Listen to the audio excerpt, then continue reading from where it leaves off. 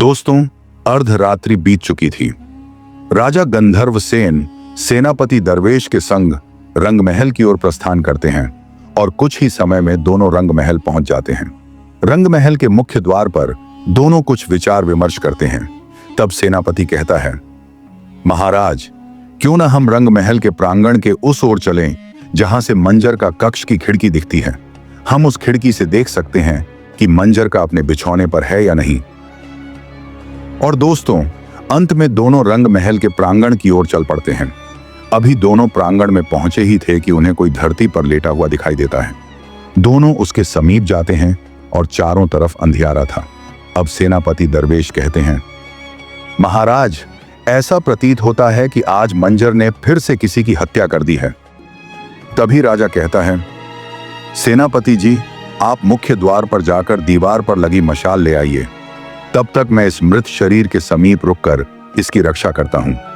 सेनापति मशालें लाकर उस मृत शरीर का मुख देखता है तो पता चलता है कि वह तो राज नर्तकी फूलमाली है। यह देखकर दोनों सोचने लगते हैं। तब महाराज कहते हैं, कदाचित ऐसा दंड मंजर का ही फूलमाली को दिया है। महाराज, अब निश्चित हो जाता है कि यह मंजर का ही है। तब सेनापति कहते हैं, महाराज, आप यहीं ठहरें।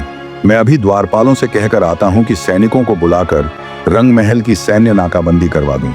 यहां की सुरक्षा और अधिक कड़ी कर दी जाए ताकि कोई भी भीतर से बाहर और बाहर से भीतर न जा पाए। और कुछ ही समय में रंगमहल को सैनिक घेर लेते हैं। राजा गंधर्वसेन सभी रंगमहल वासियों को सूचित करवा देता है कि बाकराज नर्तकी की निर्मम हत्या हो गई है, इसलिए कोई भी रंगमहल के बाहर नहीं जाएगा। और दोस्तों, यह सूचना मंजर का तक भी पहुंच जाती है।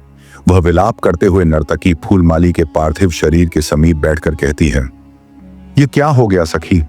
किसने तुम्हारी ऐसी दशा की? कौन है दोस्तों? महाराज एवं सेनापति दरवेश मंजर का यह स्वांग देख ही रहे थे कि अब वहां वह व्यक्ति भी आ जाता है। अब मंजर के साथ वह व्यक्ति भी कहां शांत रहने वाला था। उसने भी कालिंदी की भांति अपना अभिनय प्रारंभ कर दिया। दोनों का यह झूठा अभिनय अब राजा एवं सेनापति के लिए असहनीय हो रहा था। इसलिए महाराज शीघ्र ही सैनिकों को आदेश देते हैं, राज नर्तकी के पार्थिव शरीर को दाह संस्कार हेतु श्मशान घाट ले जाया जाए। किंतु जैसे ही महाराज राज नर्तकी के पार्थिव शरीर को श्मशान घाट ले जाने का आदेश देता है, वैसे ही एक स्त्री वहां रोते हुए उपस्थित होती है।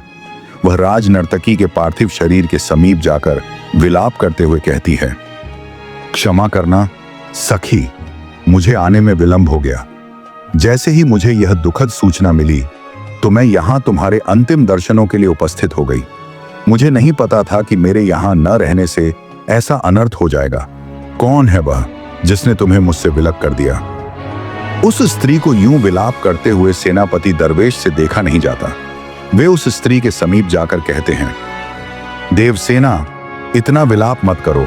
तुम्हारी सखी अब अनंत यात्रा पर चली गई है। संभवतः ईश्वर ने उसे इतना ही जीवन दिया था। तब वह युवती कहती है, किंतु स्वामी, आप ही बताइए, मैं स्वयं को कैसे संभालूं? वह मेरी प्रिय सखी थी। वह मेरे पिता श्री के राज्य की थी। उसकी मां मेरे पिता श्री के यहाँ राजनर्तकी थी।